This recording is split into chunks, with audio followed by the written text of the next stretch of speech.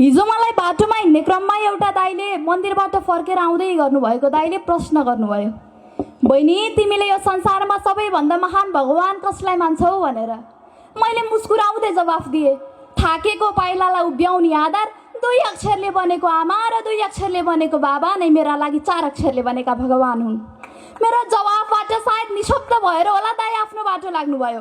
त्यस दिन मैले घर फर्केपछि कोठाको एउटा कुनामा बसेर आफ्नो भावना पोखेँ। रित्तो रित्तो थालमा सपना पस्किने देवता उनै मेरा आमा र बुवा। रित्तो थालमा सपना पस्किने देवता उनै मेरा आमा र बुवा। मेरी आमा, मेरो बा, नरोई सुन है, आज तिम्रा लागि यो छोरीले केही लेखेकी छु।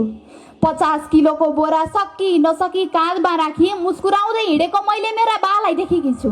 छिनेको चप्पलको भरमा दिनरात मेरै लागि मेलापात गरेको मैले मेरी आमालाई देखेकी छु। मैले मेरी आमालाई देखेकी छु। मेरी आमा, किन पिर्लिन्छौ? छोरी सानै छे, कहिले आउला सुखका दिन भनेर। उता देख्छु बालाई खुसी भएको, छोरी विदेश जाने दिन गरेर। उता बा पिँढीमा बसेर छोराभन्दा ठुली छोरी छे भनी सुखको आसमा बसेको देखेकी छु। म पनि त दिनरात मेहनत गरेर सपनाको झरीमा रुजेकी छु। कहिले बैङ त कहिले घर गाउँको साउ आउँदा टन्न पैसा कमाएर सुख दिनुपर्छ भन्ने जिम्मेवारी बुझेकी छु।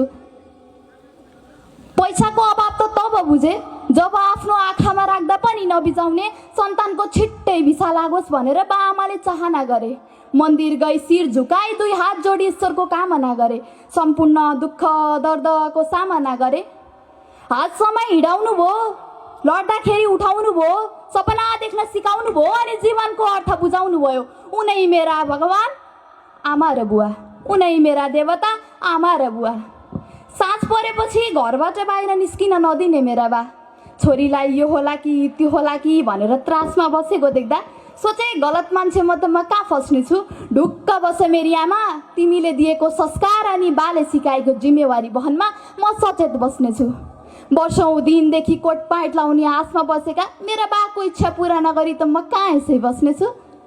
वर्षौं दिनदेखि कोट प्यान्ट लाउने आसमा बसेका मेरा बाको इच्छा पुरा नगरी त म कहाँ यसै बस्नेछु। भन्छन् शत्रु खोज्न टाढा जानै पर्दैन भन्छन्, शत्रु खोज्न टाढा जानै पर्दैन भन्छन्। आफ्नै आफन्तले फलानुको छोरी यस्ती उस्ती त्यस्ती छोरी हुन भन्दा त नभएकै राम्रो भनेर कुरा काट्दा मन त दुख्छ होला नि है मेरी आमा, मेरो बा। तर बाचा गर्छु छोरी होस् त यस्तो होस् भन्ने अवश्य बनाउने छु। सुकेको पात जस्तो जीवनलाई केलाएर गाँजा जस्तो अमूल्य बनाएर देखाउने छु। यति साहस बोकेर हिँडेकी छु, भगवान साथ दिनु है। तिम्रो अगाडि कुरा काटेर तिम्रो चित्त दुखाउनेलाई एक दिन म सफल भएर तिम्रै पाउ झुक्ने बनाउने छु। एक दिन म सफल भएर तिम्रै पाउ झुक्ने बनाउने छु। म सफल त्यो दिन हुनेछु जुन दिन मेरो प्रगतिले मेरा आमा बुवाको छिर ठाड हुनेछ। उता मेरो भाइ मेरी दिदी भन्दै हर्षले रुनेछ। मलाई गिराउन र मेरो आत्मबल कमजोर बनाउनका लागि रचिएका षड्यन्त्र सम्झेर आफन्तलाई पछुतो हुनेछ। मलाई त के छ र, म त कराइदिए भयो, जिद्दी गरिदिए भयो।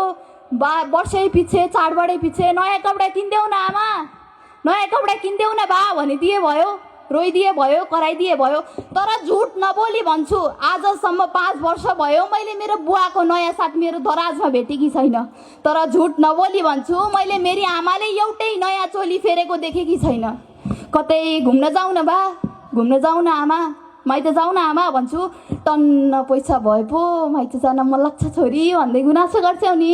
पर्खा आमा, यतिका दिनसम्म त दुःख गर्यौ, यतिका वर्षसम्म त दुःख गर्यौ, अब 2-4 वर्ष त हो, त्यसपछि धपक्कै गहनाले बालेर राख्छु त भन्दिनँ, धपक्कै गहनाले बालेर राख्छु त भन्दिनँ।